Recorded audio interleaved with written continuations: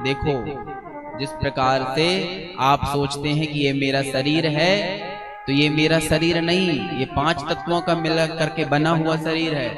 बस कुछ दिन हमें मिला है तो इसका उपभोग करें हम अपने शरीर का। और भैया जब शरीर पूर्ण हो जाएगा ना तो सबको जाना पड़ेगा। कोई किसी को सुख नहीं देता, कोई किसी को दुख नहीं देता। निज कृत कर्म भोग सब भ्राता, को न काऊ सुख दुख कर दाता। कोई मुझे कह दे कि किसी के कहने से कोई जन्म जाए या किसी के कहने से कोई मरता है या जन्मता है, तो ऐसा कदापि नहीं हो सकता। जिसका जितना यहाँ पर सुख लिखा है, जिसका यहाँ पर जितना दुख लिखा है, उसको भोगना पड़ेगा। और जब आ जाएगा बुलावा तो जाना पड़ेगा।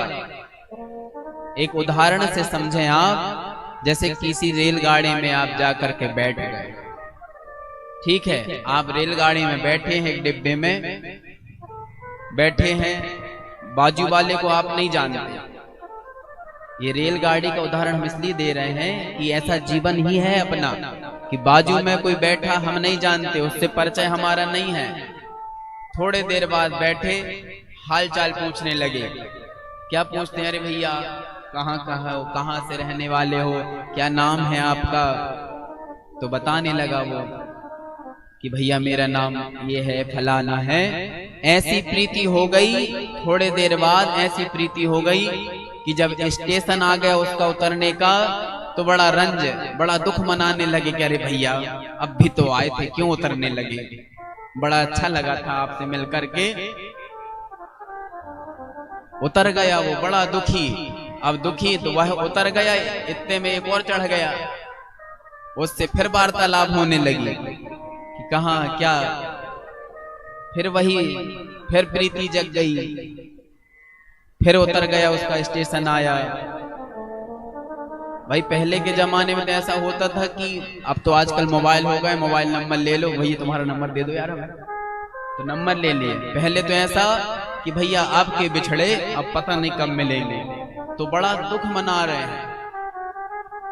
और तीसरी बार जब बैठा व्यक्ति, इतनी प्रीति लग गई कि उतरने का मन नहीं कर रहा, इतने में काला जॉकेट वाला आया, कहा उतरो, तुम्हारा आ गया स्टेशन।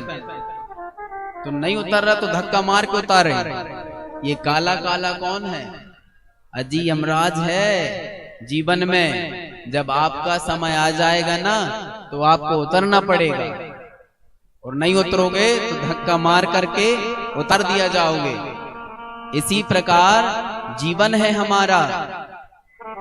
जन्म लिया बालक ने, उसको हम ही तो बताते अरे ये तुम्हारी दादी हैं।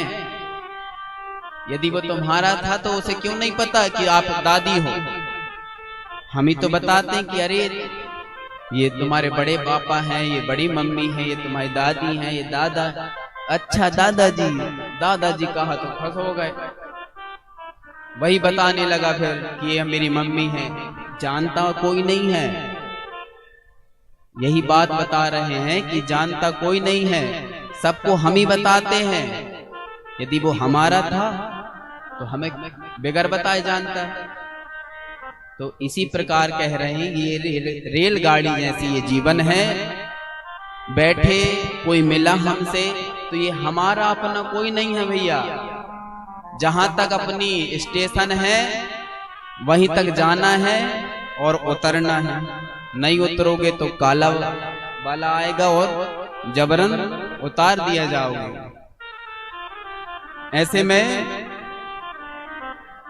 अच्छा तो भलाई तो यही इसी बात में है कि भैया कोई उतारे रेलगाड़ी से, उससे पहले हम खुद उतर जाएं तो हमारा जीवन सफल है।